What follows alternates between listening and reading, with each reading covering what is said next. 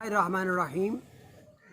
अस्सलामु अलैकुम अज़ीज़ नाज़रीन, आज हम मौजूद हैं जनाब वारिस पाकिस्तानी साहब के साथ और आज उनकी दानिशमंदाना राय से फ़ायदा उठाएंगे। नाज़रीन, एक सवाल बार बार पूछा जाता है कि पाकिस्तान में इस कदर मसाइल क्यों हैं और सबसे बड़ा मसला इस वक्त क्या है। जी वारिस पाकिस्तानी साहब, आप इस बारे में क्या फरमाएंगे? बहुत मेहरबानी, बहुत शुक्रिया कि आपने हमें अपनी राय पेश करने का मौका दिया। पहले तो ये है कि हमें ये तय करना पड़ेगा कि हम मसाइल कहते किसको हैं। क्या हम अपनी खुद साख्ता ख्वाहिशों को तो मसाइल नहीं कहते? एक शख्स एक ख्वाहिश रखता है कि वो एसी में रहे, एसी में वक्त गुजारे, ठंडे माहौल में रहे, कार में सफ़र करे, और उसके जो वसाइल हैं, उसकी जो एफ़र्ट हैं, जो उसकी अर्निंग है, वो इतनी भी नहीं है कि वो पंखा अफोर्ड करे। तो ये बेजोड़ ख्वाहिशें बाद में मसाइल में तब्दील हो जाती हैं। बाकी कुछ लोग कहते हैं कि शायद अगर इंसान के पास दौलत आ जाए, पैसा बेताश आ जाए तो मसाइल ख़त्म हो जाते हैं। ये नहायत बेतुकी बात है और इसकी कोई तस्दीक नहीं। मैंने ऐसे लोगों को देखा है और सारी दुनिया देखती है कि जो करोड़ों रुपए उनके पास मौजूद हैं, लेकिन उनके मसाइल हम गरीबों से भी बड़े मसाइल हैं। उनके हेल्थ इश्यूज़ हैं, ऐसे ऐसे इश्यूज़ हैं कि वो माहाना 10-10 मरतबा हॉस्पिटल्स में जाते हैं। वो कहीं जा नहीं सकते, अपनी मर्ज़ी की चीज़ें नहीं खा सकते, परहेज़ी खाना खाते हैं। किसी का लीवर के मसाइल हैं, किसी के हार्ट के मसाइल हैं। तो मसाइल मुख्तलिफ ज़रूर हैं। ये नहीं है कि मसाइल सिर्फ पाकिस्तानियों को हैं, बाहर के नहीं हैं। क्या पैलेस्टाइन के लोगों के मसाइल हमसे कम हैं? या क्या कश्मीर के लोगों के मसाइल हमसे कम हैं? क्या सोमालिया के लोगों के मसाइल हमसे कम हैं? हमसे अगर थोड़े से उनके मसाइल अलग ज़रूर होंगे, कम नहीं है। उनके अलग इश्यूज़ हैं, हमारे अलग। इससे पहले कि हम बताएं कि मसाइल क्यों हैं पाकिस्तान में, हमें ये तय करना होगा कि मसाइल कहते किसे हैं। अब बाकी रहा आपका सवाल कि सबसे बड़ा मसला क्या है, तो मेरी ज़ाती ऑब्ज़र्वेशन में ख्वाहिशात का बेतहाशा बढ़ जाना और बेतुकी ख्वाहिशात और वसाइल ना होने के बाद भी ऐसी ख्वाहिशात करना कि जिनके लिए वसाइल का होना ज़रूरी है, ये हमारे मसाइल की सबसे बड़ी वजह है। हमने अपने कद से बड़ी दीवारें अपने इर्द गिर्द ख्वाहिशात की खड़ी कर ली हैं, हमें नज़र ही नहीं आता कि हक़ाइक़ क्या। जी, कुछ लोगों का कहना है कि हुकूमती मराहत तमाम तर अमीर लोग ले जाते हैं। क्या ये दुरुस्त है? देखें, ये फिर वो एक ऐसा सवाल आपने किया है जो बार बार मुझसे लोग करते हैं व्हाट्सएप पे भी और दीगर ज़राए ब्लॉग से कि क्या जी अमीरों का क्या किया जाए, ये हमारा इस्तेहसाल करते हैं। ये मैं एक सवाल करता हूँ आपसे, हर गांव में, हर शहर में गवर्नमेंट स्कूल्स हैं और 7 लाख या 8 लाख के करीब टीचर्स हैं जो सरकारी स्कूलों में पढ़ाते हैं और करोड़ों रुपए, अरबों रुपए मराहत वो हासिल करते हैं इस पढ़ाने की मद में।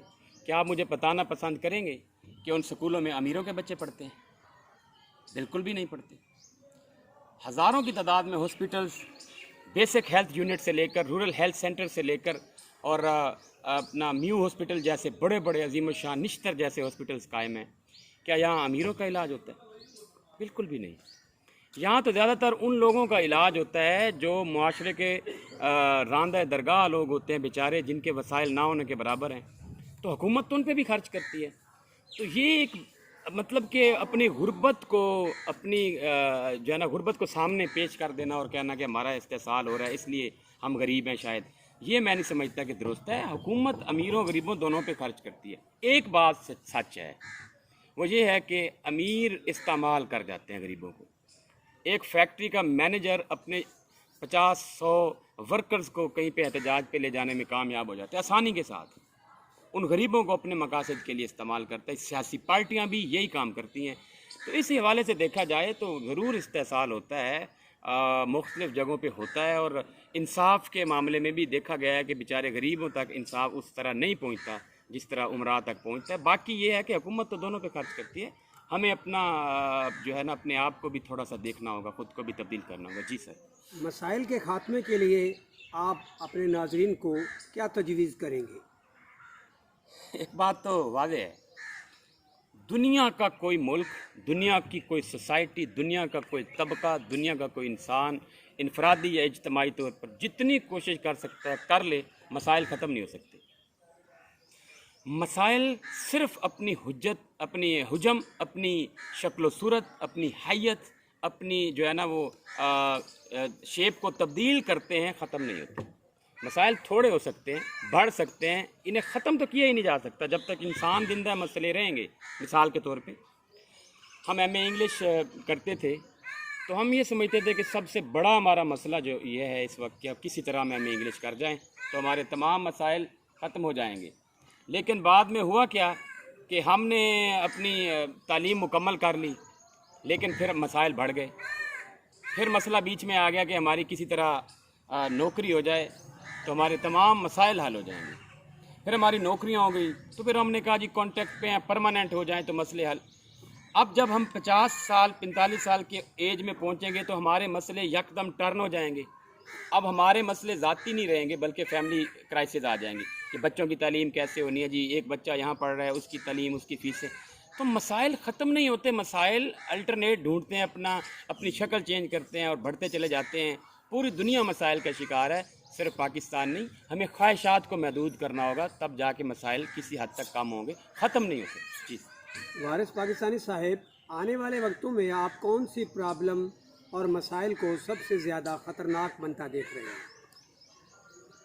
دیکھیں، یہ تو خالق کائنات ہی بہتر جانتے ہیں کہ ماضی تو جیسا رہا مستقبل میں کیا ہوگا، اللہ جانتا ہے۔ لیکن جو مسائل فی زمانہ آ رہے ہیں اس سے پریڈکٹ یہی کیا جا رہا ہے، توقع یہی ہے کہ سب سے بڑا مسئلہ جو آئندہ ہوگا وہ وقت ہوگا۔ ہم اپنی اولادوں کو، اپنے بچوں کو، اپنے گھر والوں کو، اپنی فیملیز کو شاید وہ وقت نہیں دے پائیں گے جس کے وہ مستحق ہیں، جس کا انہیں حقدار ہونا چاہیے، جو حق انہیں ملنا چاہیے۔ ہم اپنے آپ کو ذاتیات میں اتنا مصروف کرتے چلے جا رہے ہیں، 8 لوگ آپس میں بیٹھے اور موبائل لے کے بیٹھے ہیں، کوئی کسی سے بات نہیں کر رہا، آپس میں لگے ہوئے ہیں، اپنے اپنے موبائلز پہ لگے ہوئے ہیں۔ یہ چیزیں آہستہ آہستہ ٹینشنز کو جنم دیں گی اور بیٹوین مین اینڈ مین اتنے فینسز، اتنی باؤنڈریز اور بیریئرز آتے چلے جائیں گے کہ شاید ہم اپنے گھر والوں کے، ہمیں شاید جیسے کہتے ہیں نا کہ فون نمبر بھی یاد نہ ہو زمانی، شاید ہمیں ان کے نام بھی پورے یاد نہ رہیں۔ یہ وقت، اگلے وقت میں یہ مسائل آتے چلے جا رہے ہیں۔ دیگر مسائل میں فائنانس کے حوالے سے اگر دیکھا جائے تو شاید سود کا کاروبار، میں یہ دیکھ رہا ہوں کہ شاید پاکستان بھی اس لعنت کا شاید شکار ہو جائے مستقبل میں۔ اللہ تعالیٰ اس سے ہمیں بچائے۔ یہ جو کرپٹو کرنسی وغیرہ یہ سارا کچھ آ رہا ہے، ڈیجیٹل کرنسی آ رہی ہے، یہ انسانیت کو ایسے مسائل میں دھکیلے گی اور دھکیل چکی ہے کہ جس سے نکلنا انسان کے لیے تقریباً ناممکن ہوگا۔ یہ دجالی کارڈز ہیں، یہ دجالی پتے ہیں، اس سے ہمیں بچنا چاہیے۔ مستقبل انشاءاللہ بہتر ہوگا۔ لیکن میں ایک بات اور ایڈ کروں گا اینڈ میں، جب سے دنیا بنی ہے تب سے لے کر اب تک اور اب سے لے کے قیامت تک، ہر گزرتے دن کے ساتھ مسائل مضبوط ہوتے جائیں گے اور وسائل کمزور ہوں گے۔ آپ نے 10 من گندم اگا کے پورا پاکستان یہاں بیٹھ کے کھاتا تھا، باہر سے نہیں منگواتے تھے آپ۔ آج آپ 50 من اگا کے 1 ایکڑ میں باہر سے منگوا رہے ہیں، چینی آپ باہر سے منگوا رہے ہیں۔ تو یہ بے برکتی، یہ رزق کی قلت یہ بتا رہی ہے کہ آنے والے وقتوں میں مسائل اور ان میں اضافہ ہوگا۔ اپنے آپ کو ہم روحانی طور پر مضبوط کریں، انشاءاللہ مسائل جو ہیں وہ اپنا حجم کم کریں گے اور ہمیں اچھی خبریں دیکھنے کو ملیں گی۔ آخر میں اپنے تمام سننے والوں کو یہ کہوں گا کہ چینل کو سبسکرائب کریں اور اس طرح کی دیگر ہماری باتیں اگر آپ کو اچھی لگتی ہیں تو انہیں ضرور لائک کریں اور شیئر بھی کریں اور چینل کو سبسکرائب کریں۔ میں آپ کا ہوسٹ وارث پاکستانی۔